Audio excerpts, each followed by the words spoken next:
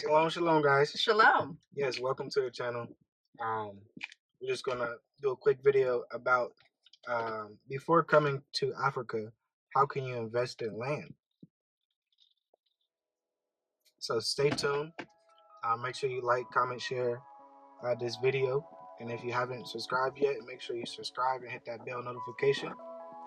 Let's go. How to invest in land in Africa. So 3 years ago, when we were planning on leaving, we had started investing in land in Ghana, didn't we?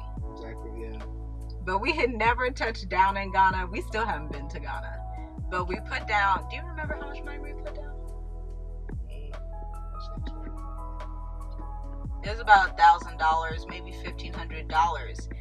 But we ended up at the last minute not going to Ghana. One reason was because the pandemic thing, so we couldn't get into Ghana, but we still wanted to leave and decided to come to Tanzania. And then the second was, what was the other reason? It didn't fit right. Said no. Yeah, he said no. It wasn't a good fit. That was just saying most I said no. Nope. So we're talking to you today so that we can hopefully forewarn you and give you some wisdom on how you can actually invest in Africa and do it successfully without wasting thousands of dollars, because we know that we just don't have the time and money to keep wasting in these last days. Exactly. So guys, number one, get here. That's number one. That's Ain't number no one. other number one step. That's really That's number it. one. Because if you try to invest in something that you haven't seen, it's not going to be good. Even if you have, I know for us, just put it like that. It's really like that feeling that comes over you. It's that spirit that the Most High gives you. If you see something that is for you, He's going to say, hey, yeah, this is for you. You're going to feel like this is for you. But if it's not, of course, it's going to look exciting on the video and stuff. You know, even if you know somebody there, Pictures. That's like live with you and going through the land, it's just a different feeling when you're on the ground.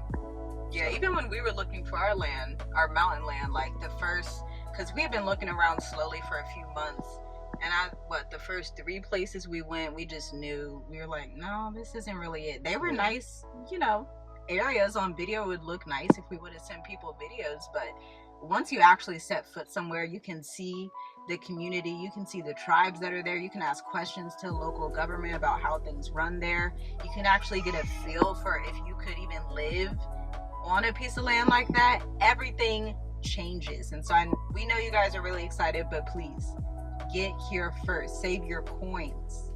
Exactly. Number 2 would be to understand the culture of the place you're going. So in Africa, buying land is the exact opposite as the US. Number 1, my favorite thing about buying land in Africa is that you don't have property taxes, because at the property we used to own in America, we would owe $3,000 per year in property taxes. And so you don't have that in Africa, or at least in sub-Saharan Africa. I know you don't have that in Ghana. I know you don't have that in Tanzania, because those are 2 places that we've looked into buying land. I think Zambia is the same as well as Ethiopia. But with that being said, it's still an opposite culture, and the experience of buying land is different. So let's say you go to purchase some land in the US, you're like, let me go look at this farm, get land, that's it. You don't have to worry too much about your neighbors or culture or anything like that. But here in Africa, here in Tanzania, when you buy land, you're actually buying into like a community. You're buying into a tribe. You're buying into a specific group of people. So you need to understand if your values even line up with those people, if you feel comfortable around those people.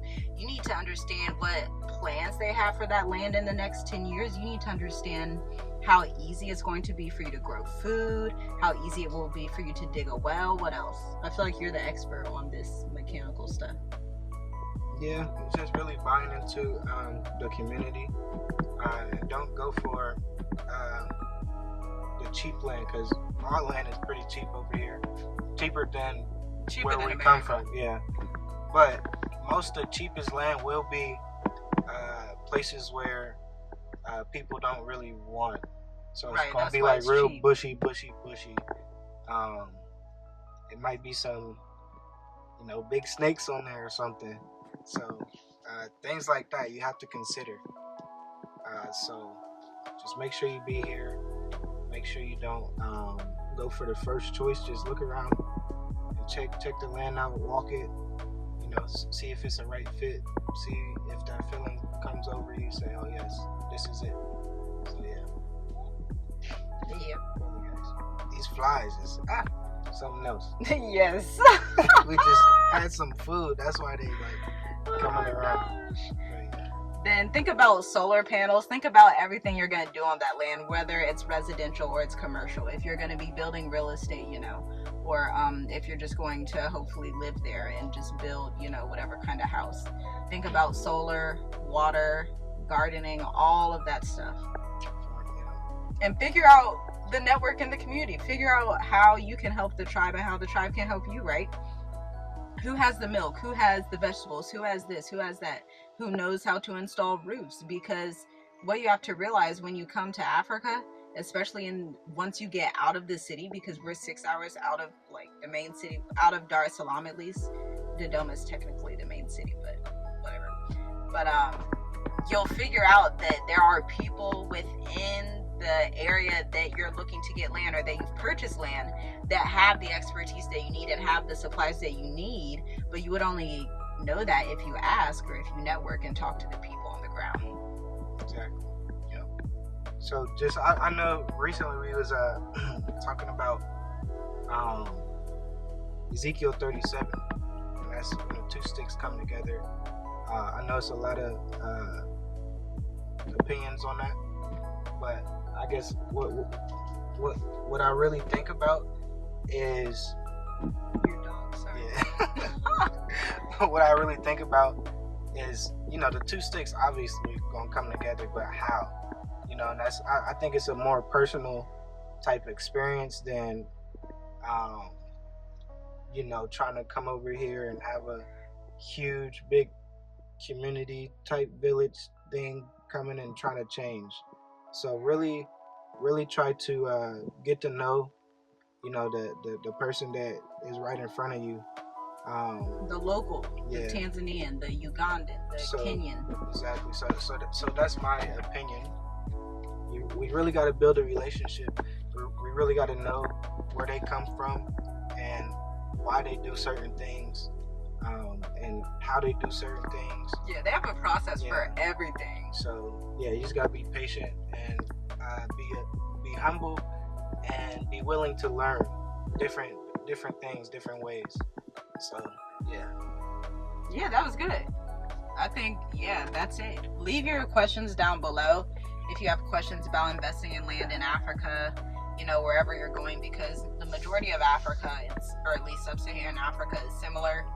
The land used to belong to like the tribal chiefdoms, or at least in East Africa, Tanzania, it used to belong to tribal chiefdoms, and then it belongs to the government. So you're always, whatever land you get is going to be like a 99-year lease with that community that your children can actually renew when they pass that down, or when you pass that down. It's the same in Ghana.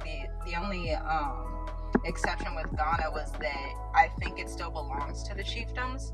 So whoever the tribe elder is, they own the land instead of the local government in that municipality or within that tribe. So take those things into consideration. Dig down deep and figure out what tribes are which. That I think a lot of people need to do that. Just even if you're going to Africa, you definitely gotta know the land, because this land is very spiritual. Yeah, understand who is who. Yeah, just understand the village that's around. Really. So, yes. Hope you guys enjoyed the video. Make sure you like the video, comment, and let us know your thoughts. Subscribe if you haven't subscribed, and share this video with someone that you believe might help them with this information that we just shared.